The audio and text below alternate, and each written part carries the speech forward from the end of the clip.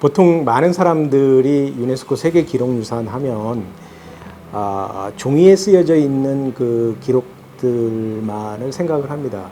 그러나 실제적으로 형태적으로 되게 다양한 그런 형식의 기록유산이 존재를 하는데, 예를 들면 당연히 이제 종이에 쓰여진 기록도 포함이 되지만 뭐 영화 필름이라든가 또는 포스터라든가 또는 뭐 벽화라든가 또는 그 목판, 실제 그 기록 인쇄가 되기 이전의 어떤 형식의 인쇄의 형태에 그 해당하는 그런 것들이 기록유산에 다 포함이 됩니다. 그래서 그런 부분들을 좀 더 이렇게 다양하게 우리가 이제 그 젊은 친구들이 한번 볼 수 있도록, 이해할 수 있도록 그렇게 선정을 했습니다.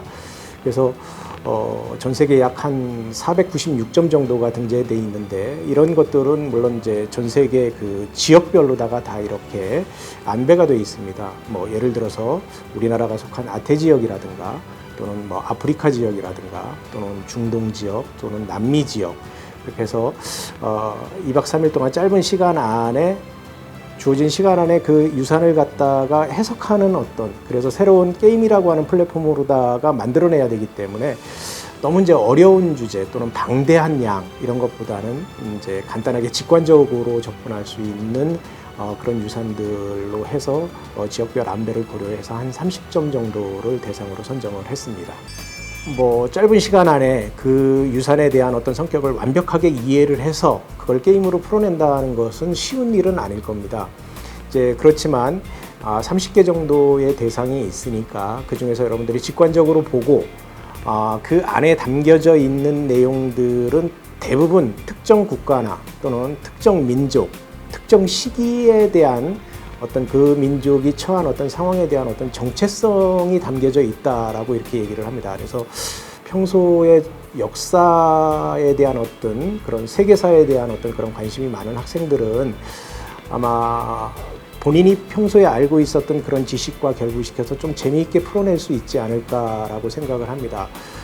너무 이 대상이라고 하는 것 자체가 갖고 있는 어떤 정체성에 너무 근접한 어떤 그런 게임을 만들어내고자 하면 오히려 더 어려워질 수가 있습니다. 그래서 제 생각에는 주어진 시간이 2박 3일이라고 하는 그 짧은 시간이기 때문에 그 안에 일단 그 팀원들이 같이 저희가 제공해주는 자료를 보고서, 아니면 뭐 또 예를 들어서 이제 우리 그 세계 기록유산과 관련된 그런 다양한 그 인터넷 접근이 가능하다라고 얘기하면 그런 좀 소개를 좀 보면서 직관적으로 접근하는 것이 좋지 않나 그런 생각을 합니다.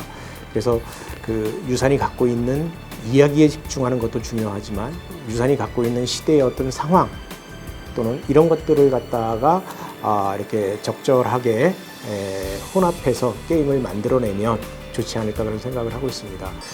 영화가 기억나는데요.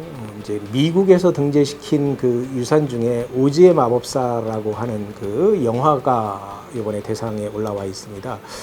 그 오즈의 마법사는 사실 처음에 기록유산이 이제 등재될 시기부터 사실 많은 논란이 있었던 그 대상 중에 하나입니다. 이제 그것이 나쁜 측면에서의 어떤 논란이 아니라 굳이 상업 영화를 우리가 기록유산에 등재시킬 필요가 있냐라고 하는 그런 부분에 대해서 처음 등재됐을 때 이제 전문가들 사이에서 논의가 좀 있었는데, 그 오즈의 마법사가 갖고 있는 전 세계 어린이들의 어떤 그런 꿈과 희망 이런 여러 가지를 복합적으로 판단을 해서 소위 말해서 이제 그 영향력이라고 하는 측면에서 높은 점수를 받아서 등재가 됐지요. 그리고 또 하나는 이제 우리나라 기록유산 중에 이제 이산가족을 찾습니다라고 하는 프로그램이 이제 그 유네스코 세계 기록유산에 등재가 됐고, 또 그것이 이번에 이제 그 게임의 어떤 그 대상으로다가 저희가 제시를 했습니다. 이산가족을 찾습니다만은 뭐 여러분들이 잘 알고 있는 것처럼 우리가 갖고 있는 그 비극적인 역사에서 이제 가족이 그 이제 흩어지고 또 그것을 찾는 과정의 어떤 다큐멘터리라고 설명드릴 수 있습니다. 그러나 이제 그런 것들이 게임으로 풀어낼 수 있다라고 얘기하면 뭐 저는 되게 좋은 소재가 되지 않을까 생각합니다. 뭐 예를 들어서 무엇을 찾는다든가 잃어버린 무엇을 찾는다든가라고 하는 그 과정, 이제 그런 것들이 그 유산이 갖고 있는 정체성을 많이 훼손하지 않는 범위 내에서 창의적으로 시도가 된다라고 얘기하면 아마 좋은 어떤 그런 게임의 어떤 그런 툴 같은 것들이 만들어질 수 있지 않을까 그런 생각을 해봅니다. 유네스코 세계 기록유산 관련해서 물론 이제 국내에서 등재된 그 유산들은 뭐 여러 기관이나 여러 곳에서 이제 그 소개하는 어떤 책자라든가 영상 같은 것들이 있어서 접근하기가 쉬운데 사실 전 세계 496점에 대해서는 그 정보를 제공해 주는 데가 많지는 않습니다.